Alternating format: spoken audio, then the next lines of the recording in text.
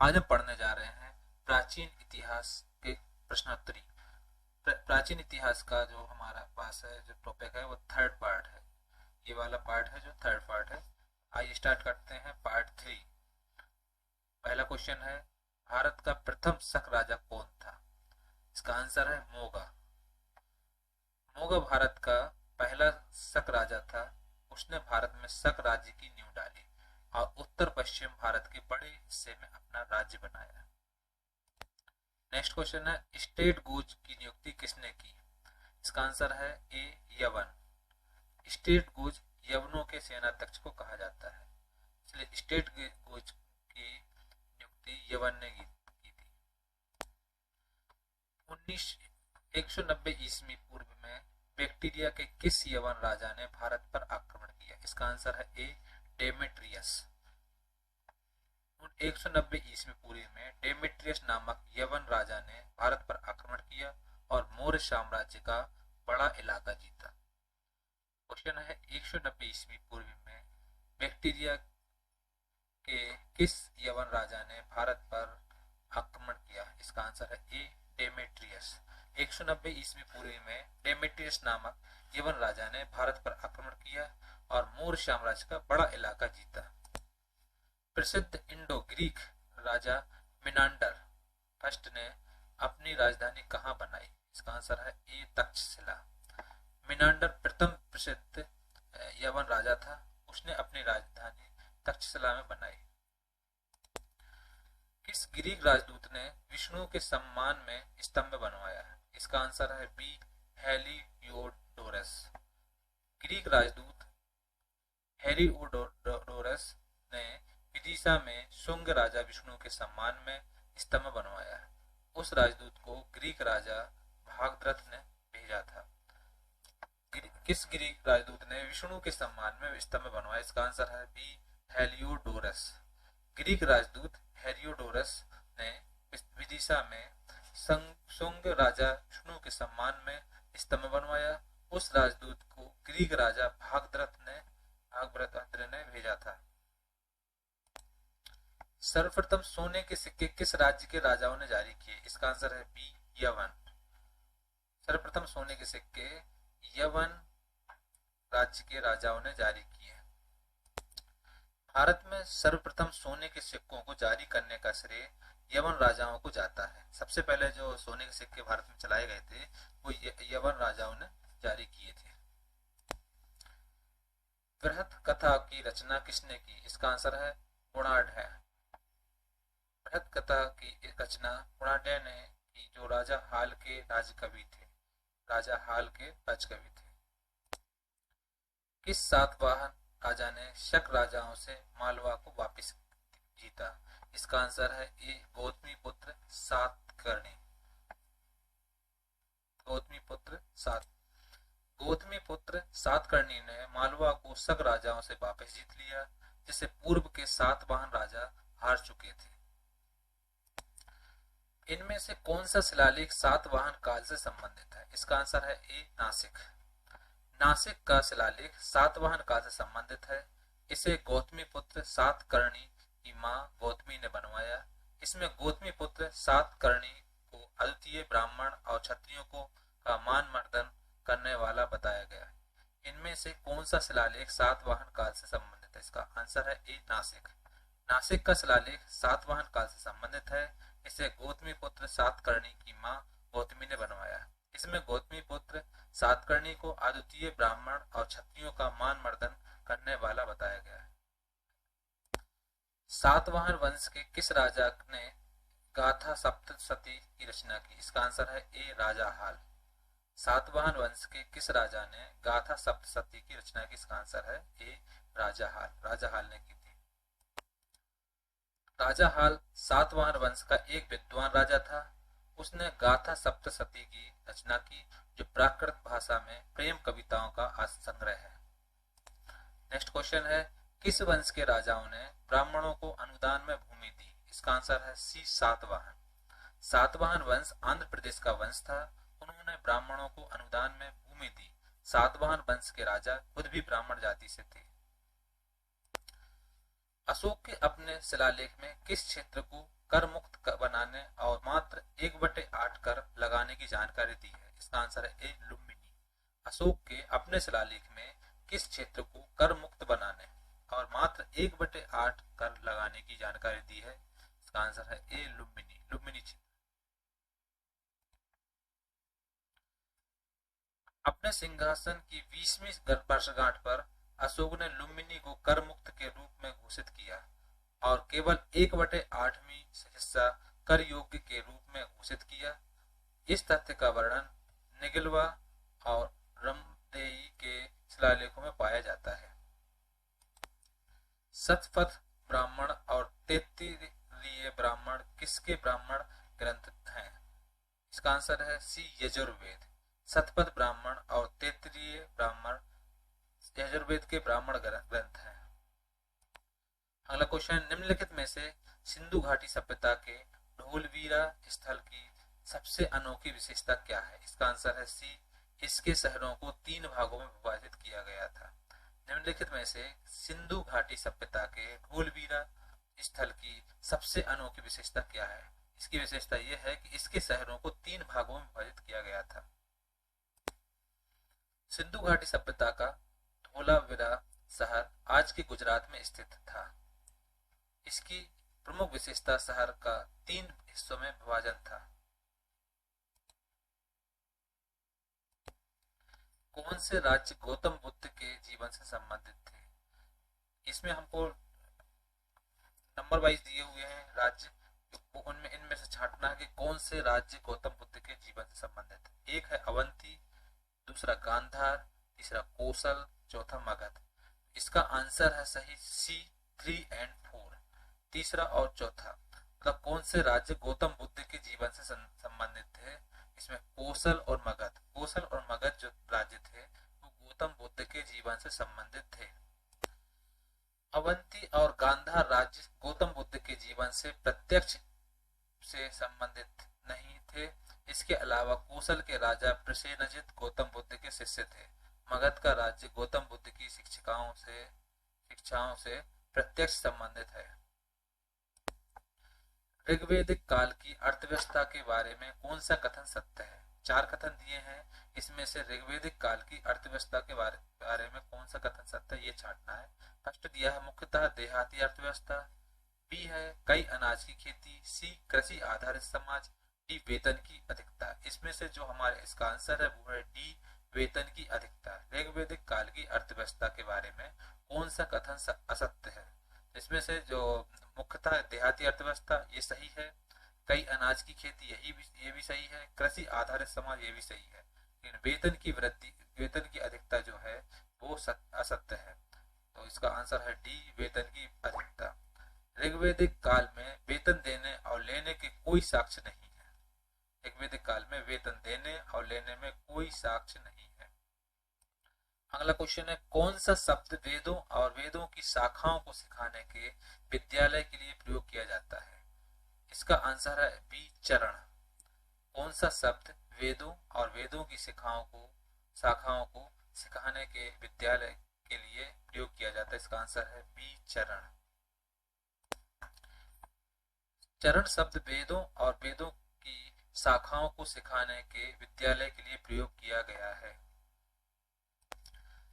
प्राकृत भाषा की व्याकरण प्राकृत प्रकाश की रचना किसने की? इसका आंसर है सी वररुचि।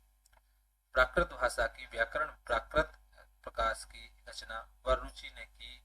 इसकी तिथि अभी तक अज्ञात है।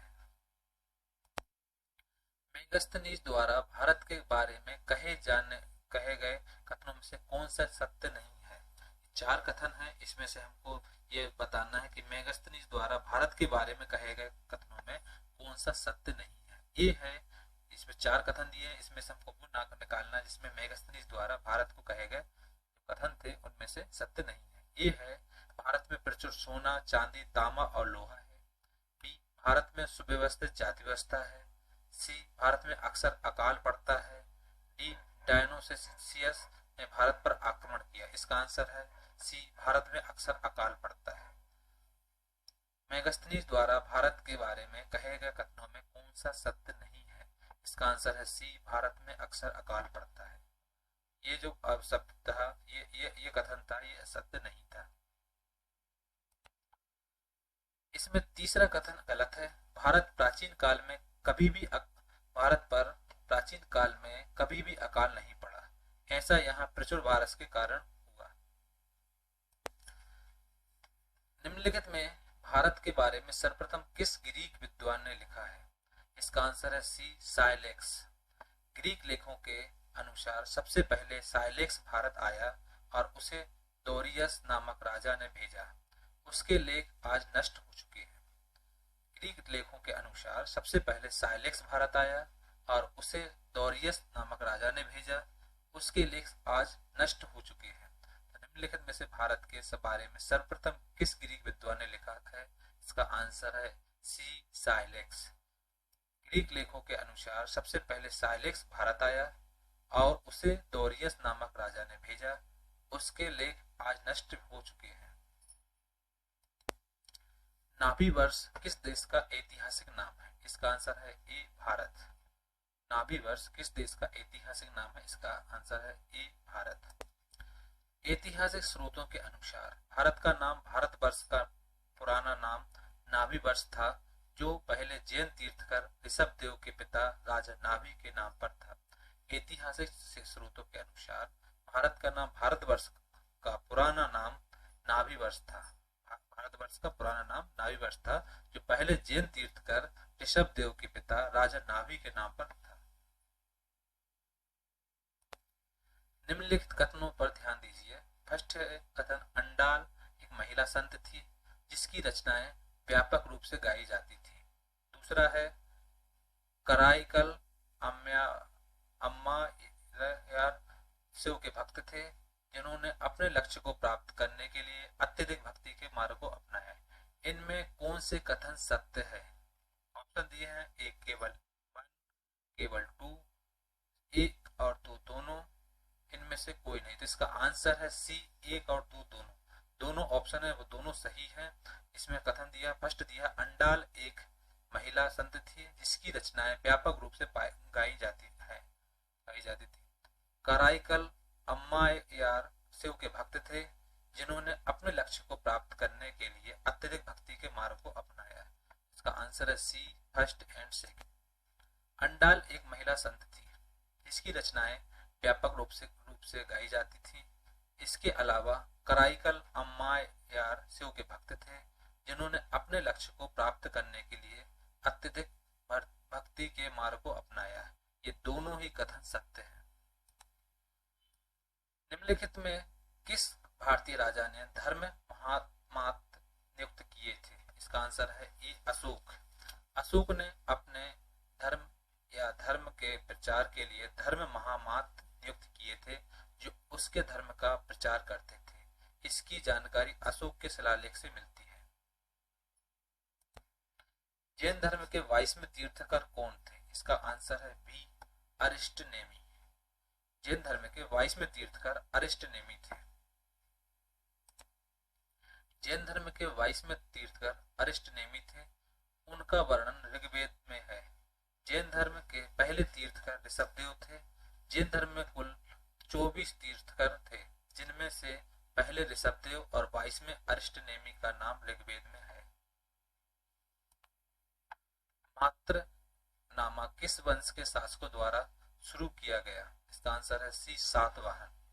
मात्रनामा अपने नाम के आगे माता का नाम लिखने की प्रथा थी।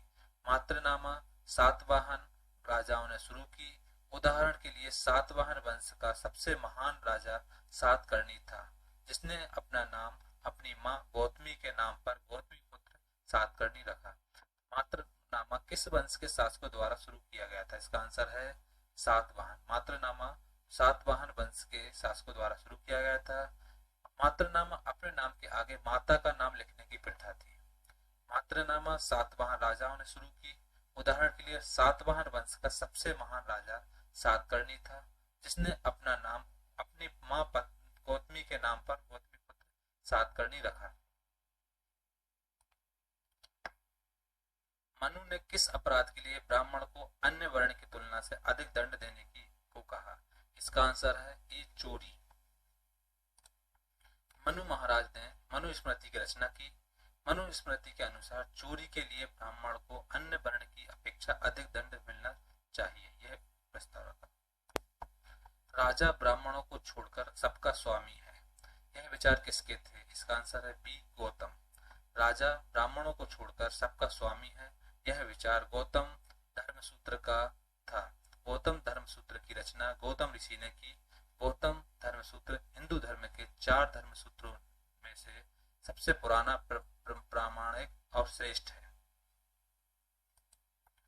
किस चोल राजा ने मालदीव को जीता? इसका आंसर है ए, राजराज। किस चोल राजा ने मालदीव को जीता? इसका आंसर है राजराज। राजराज चोल वंश का एक प्रमुख राजा था। उसकी समुद्री सेना 12,000 की थी। उसने श्रीलंका और मालदीव को जीतकर अपनी समुद्री शक्ति का परिचय दिया था। इसके अलावा उसने कलिंग को भी जीता। चोल वंश 3री सदी से 11वीं सदी तक राज्य करने वाला दक्षिण भारत का एक प्रमुख वंश था। कल्पद्रुम की रचना किसने की? इसका आंसर है बी, लक्ष्मीधर। कल्पद्रुम की रचना लक्ष्मीधर ने की। यह गढ़वाल वंश का मंत्री था। गढ़वाल वंश कन्नौज का राजपूत क्षत्रिय वंश था। उसका महान राजा गोविंद चंद था और अंतिम राजा जयचंद था, जो मोहम्मद गोरी से लड़ते हुए मारा गया। कल्पद्रुम की रचना लक्ष्मीधर ने की। वह गढ़वाल वंश का मंत्री था। गढ़वाल वंश कन्नौज का राजपूत क्षत्रिय वंश था। इसका महान राजा गोविंद चंद था और अंतिम राजा जयचंद था, जो मोहम्मद गोरी से लड़ते हुए मारा गया। अशोक के ब्राह्मी शिलालेख को सर्वप्रथम किसने पढ़ा? इसका आंसर है ए, जेम्स प्रिंसेप। जेम्स प्रिंसेप 1799 से 1840 एक इंग्लिश विद्वान था। वह यंग बंगाल आंदोलन का प्रारंभिक था। उसने सर्वप्रथम अशोक के शिलालेखों को पढ़ा और सर्वप्रथम उसने ही ब्राह्मी लिपि को पढ़ा। चावल की खेती के प्रथम साक्ष्य कहां से प्राप्त हुए हैं? इसका आंसर है सी, बेलन घाटी।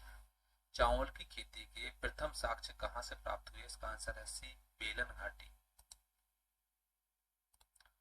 चावल की खेती के प्रथम साक्ष्य बेलन घाटी से प्राप्त हुए हैं। यह स्थान उत्तर प्रदेश के इलाहाबाद में है। सिंधु घाटी सभ्यता के किस स्थल से अग्नि वेदिकाएं प्राप्त हुई हैं? इसका आंसर है सी, कालीबंगन। कालीबंगन सिंधु घाटी सभ्यता का एक प्रमुख स्थल है। यहाँ से ऊंटों की हड्डियां, अग्नि वेदिकाएं, जुते हुए खेत आदि प्रमुख साक्ष्य प्राप्त हुए हैं। सिंधु घाटी सभ्यता के किस स्थल से अग्नि वेदिकाएं प्राप्त हुई हैं? इसका आंसर है सी, कालीबंगन। कालीबंगन सिंधु घाटी सभ्यता का एक प्रमुख स्थल है। यहाँ से ऊंटों की हड्डियां, अग्नि वेदिकाएं, जुते हुए खेत आदि प्रमुख साक्ष्य प्राप्त हुए हैं। नेक्स्ट क्वेश्चन है, पाली ग्रंथों में निगंठना नेपथ्य किसे कहा गया है? इसका आंसर है डी, महावीर स्वामी। पाली ग्रंथों में निगंठना नेपथ्य किसे कहा गया? इसका आंसर है डी, महावीर स्वामी। पाली भाषा में महावीर स्वामी को निगंठना नेपथ्य कहा गया है। महावीर स्वामी जैन धर्म के अंतिम और 24वें तीर्थंकर थे। किस गुप्त राजा को लिच्छवी दोहित्र कहा जाता था? इसका आंसर है डी, समुद्रगुप्त। समुद्रगुप्त चंद्रगुप्त प्रथम का बेटा था। वह चंद्रगुप्त की पत्नी लिच्छवी राजकुमारी का पुत्र था। इसी कारण समुद्रगुप्त को लिच्छवी दोहित्र कहा जाता था, अर्थात लिच्छवियों की पुत्री का पुत्र। समुद्रगुप्त चंद्रगुप्त प्रथम का बेटा था। वह चंद्रगुप्त की पत्नी लिच्छवी राजकुमारी का पुत्र था। इसी कारण समुद्रगुप्त को लिच्छवी दोहित्र कहा जाता था, अर्थात लिच्छवियों की पुत्री का पुत्र। मौर्य काल के दौरान राज्य के राजस्व की वसूली कौन सा अधिकारी करता था? इसका आंसर है सी, संहिता। मौर्य काल के दौरान राज्य के राजस्व की वसूली कौन सा अधिकारी करता था? इसका आंसर है सी, सहर्ता। मौर्य काल के दौरान राजस्व विभाग का मुख्य अधिकारी सहर्ता होता था, जिसका कार्य पूरे राज्य से राजस्व की वसूली था। राजस्व का प्रमुख स्रोत कृषि था। गुप्त काल के दौरान स्वर्ण सिक्कों की कमी और गुप्त काल के बाद सिक्कों की कमी का क्या कारण था? इसका आंसर है डी, व्यापार में गिरावट आई थी। गुप्त काल में सिक्कों का कम होना तथा गुप्त काल के बाद सिक्कों के अकाल का कारण व्यापार में गिरावट था। निम्नलिखित में अष्टमहास्थान कौन सा सही कौन सा नहीं है? निम्नलिखित में अष्टमहास्थान कौन सा नहीं है? ए लुम्बिनी, बी राजगृह, सी कुशीनगर, डी तक्षशिला। इसका आंसर है डी तक्षशिला। निम्नलिखित में अष्टम स्थान कौन सा नहीं है? इसका आंसर है डी तक्षशिला। महात्मा बुद्ध से जुड़े 8 स्थान लुम्बिनी, गया, सारनाथ, कुशीनगर, श्रावस्ती, साकास्य, राजगृह और वैशाली को बौद्ध ग्रंथों में अष्टमहास्थान के नाम से जाना गया। इसमें से कुछ तक्षशिला का नाम नहीं है। महात्मा बुद्ध से जुड़े 8 स्थान लुम्बिनी, गया, सारनाथ, कुशीनगर, श्रावस्ती, साकास्य, राजगृह और वैशाली को बौद्ध ग्रंथों में अष्टम महास्थान के स्थान नाम से जाना गया। तृतीय बौद्ध संगीति किसके काल में हुई? इसका आंसर है ए अशोक। तृतीय बौद्ध संगीति अशोक के काल में हुई। यह पाटलिपुत्र में हुई। तृतीय बौद्ध संगीति के अध्यक्ष मोगलीपुत्र लिस्य थे। गौतम बुद्ध को किस उम्र पर ज्ञान प्राप्त हुआ? इसका आंसर है बी 35। गौतम बुद्ध को 35 वर्ष की उम्र में एक वटवृक्ष के नीचे ज्ञान प्राप्त हुआ। लास्ट क्वेश्चन है इसका, गौतम बुद्ध का एकमात्र पुत्र का नाम क्या नाम था? इसका आंसर है ए राहुल। गौतम बुद्ध की पत्नी का नाम यशोधरा था। उनका एक पुत्र राहुल था जिसका जन्म 534 ईस्वी पूर्व में हुआ। इस तरीके से हमारा इस टॉपिक में प्राचीन इतिहास के प्रश्नोत्तर वो कंप्लीट हो गए हैं। इसके मैंने 3 पार्ट्स बनाए हुए हैं। पार्ट 1 में फर्स्ट टू 30 क्वेश्चन बनाए हैं। पार्ट 2 में 30 to 60 क्वेश्चन बनाए हैं और पार्ट 3 में 60 to 100 क्वेश्चन बनाए हैं। आपको सभी क्वेश्चन को देखने के लिए इस चैनल को आप सब्सक्राइब करें, लाइक करें और शेयर करें।